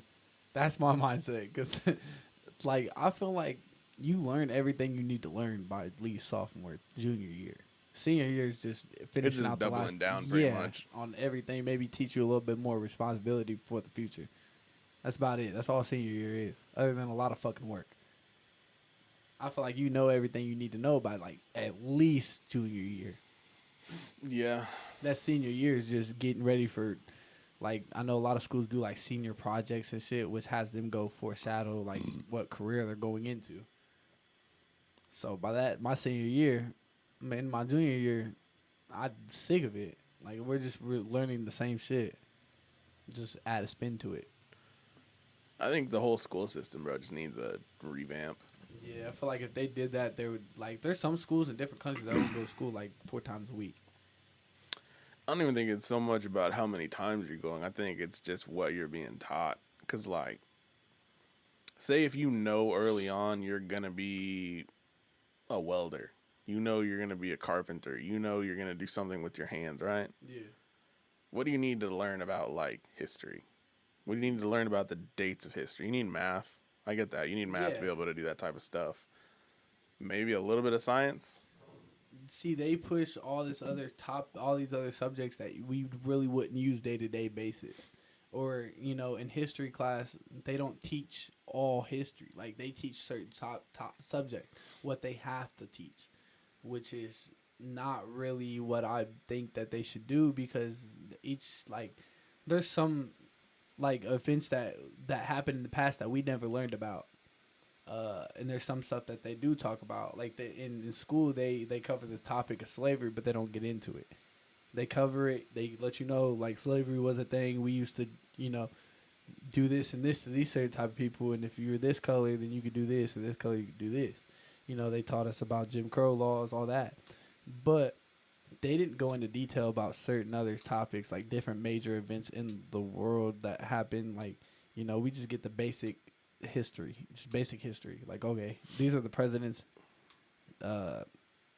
This is what Abraham Lincoln got assassinated, slavery, abolished slavery, but they don't talk about the pieces in there that they missed. They go over, and I feel like some of those topics that they miss could be important to know about, like history. They don't talk about very much Mexican history, heritage, none of that in school. Like, we get the Mexican heritage that month, that's it. Or, well, they teach you the who, the what, the when, and the where. They don't teach you the biggest W of all. Why? Yeah, they don't, and they only go over certain top subjects. Like, okay, we're learning about slavery, Black history. Okay, what if I want to know, like, where were the Asians during slavery? They didn't talk about that. Where the Asians at? Were they slaves? Where the Mexicans at? Were they slaves? Where were the all these other people? But they didn't teach that. I feel like there's a lot that we missed, like that could have been useful. Like, not useful, but like, know more about the past. What's crazy is the thing is a lot of teachers don't even know that because they're taught the same thing you are, just at a more detailed level going upwards. Yeah. And that's what qualifies them to teach you, is they're just literally repeating what they've had drilled into their dome. So they don't even know those answers. And I had, like, history teachers in the past say, I wish we had more time so we can learn, this and this and this and go over this topic. But we don't. We have by the state education system, they have a certain things that they have to teach. And they get to pick the state or whoever picks their subject. The teachers don't pick their subjects. They get told what they have to teach you. So it really isn't the teacher's fault. Because I've had teachers that go off topic and, throw in bits and pieces that other teachers wouldn't have. That, were like, damn, this happened, I think that's because teachers get burned out teaching that kind of stuff, or maybe, kids are giving them an extra hard time and shit, so some are putting in more effort than others are. Like how you said, some teacher might be able to make something interesting to you that you would have never fucking cared about if it was just some teacher reading the curriculum, just kind of handing out homework and telling you the assignments. Yeah. Or hell, bro, just like what we're doing right now. Like, say if you were in a classroom and a teacher's teaching you about, like, American literature and urban legends, I'm pretty sure they'd find a way to make that really boring to you. But me orally telling you a story, an actual interesting urban legend, you're probably like, well, fuck, I gotta look up some fucking urban legends. Yeah. This shit sounds wild. They are wild. Yeah, I think it's just a lot of the school, like, work is teachers try to make it fun, but it doesn't turn out that way.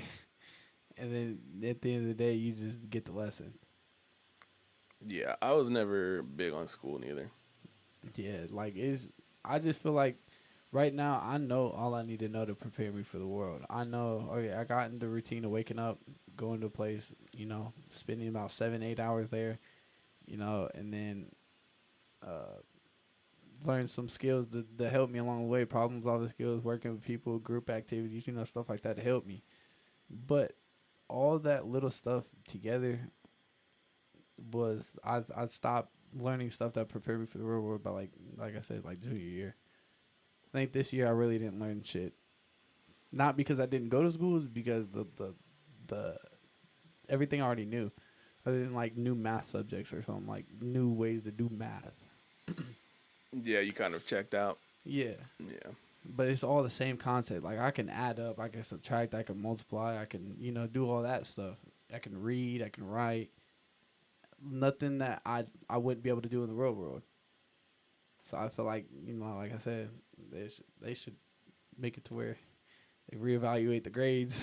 How much of that though do you think was the effort you put out? A lot of I'd say about 50-50. Because that's what it comes down to with schools. If you don't do the homework, that's how you fuck up. I think that's what really fails most people is the homework. Cause me, that was my problem. I never did the homework. It slipped my mind, and then we get to class the next day. It's like, all right, pull out the homework. Like, fuck, let me get your paper real quick, copy it down. That was my big thing, was the homework. That's what really failed me. A lot of my classes that I failed in high school were from homework. It was never test. It was homework. How dumb is the concept of homework? Like, you're teaching me this stuff during the day, and then I got to take it home after the fact. Yeah, like I feel like teachers should do it to where, because then it'd solve a lot more problems with people losing the homework or making excuses on why they didn't do the homework. Was just keep all the papers at school. Finish it in the next class. If you didn't get done here, do it in the next class. Because we're in each class period for an hour and a half.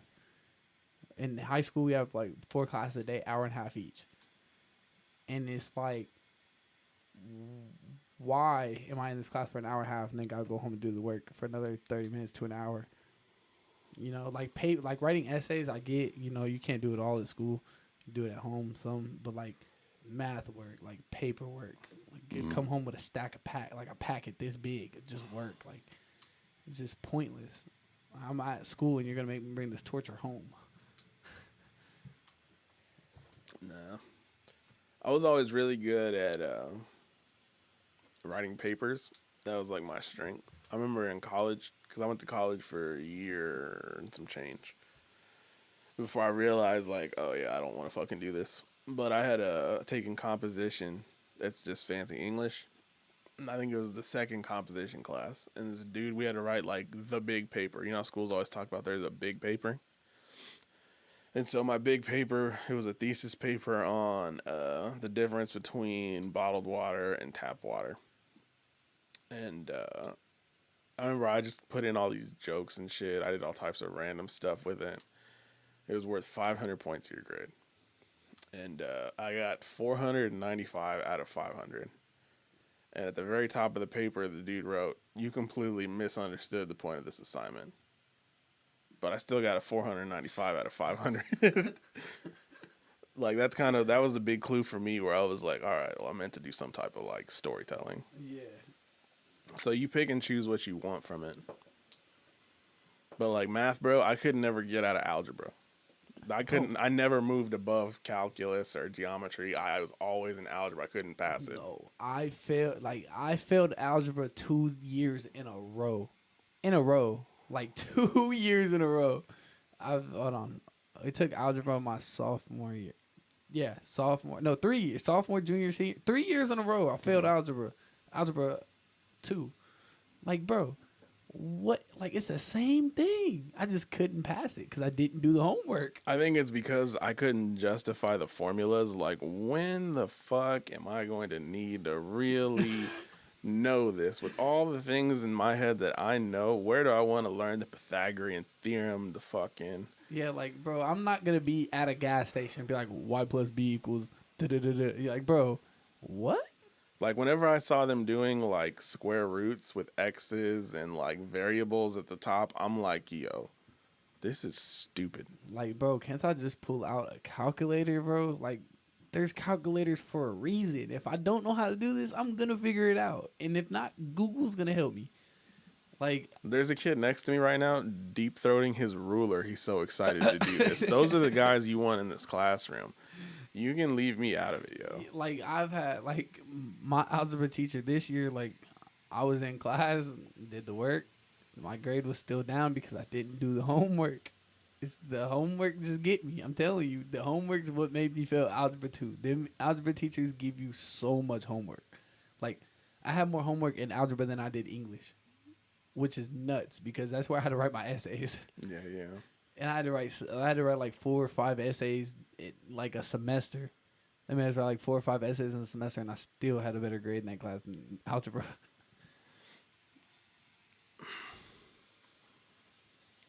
One of these was interesting to me. It said, "At what age did you find out Santa Claus wasn't real?"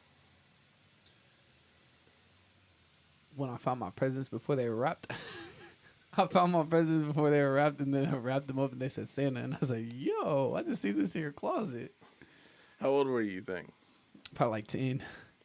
I was one of those, or no, probably about like 10, around there. So I feel like that's later than most kids find out nowadays. Yeah, nowadays. You see me though, bro. I was riding hard, bro, until I was 12. I was in middle school, dog. Talking about Santa. No, it's worse. Kids will be talking about how Santa Claus isn't real, and in my brain, I remember in my head, I'd be like, "You guys don't even fucking know. Wait till you see. Wait until you see what's on that Christmas tree. You not believe Wait till you die, and Santa meets you at the heavenly gates and casts you down into the fiery Christmas lights of hell." Man, like I be trying to save the kids nowadays. Like, yeah, Santa's real. Santa still bring me presents. Like, you know, try to save them, but it's because all the other kids that got it ruined, and they go to school and then they talk about it, and then they're like, Santa's not real. I just seen my mom putting presents under the tree. Bro, I didn't realize how selfish I was until I had a kid, right? And then when you have a kid and it's Christmas time, you're busting your ass at work. You're buying these gifts. Are you really going to give credit to some imaginary character? Have you ever thought of it like that? You buy like the PS5, for example. Are you going to really tell your kid, yeah, Santa flew over his sleigh and dropped you this PS5 you've been wanting? Or are you going to say, no. It's just going to be pictures of your face all over the wrapping paper. Man, like, what if a kid hit you with the "you didn't buy this, Santa did"? Oh, God, bro.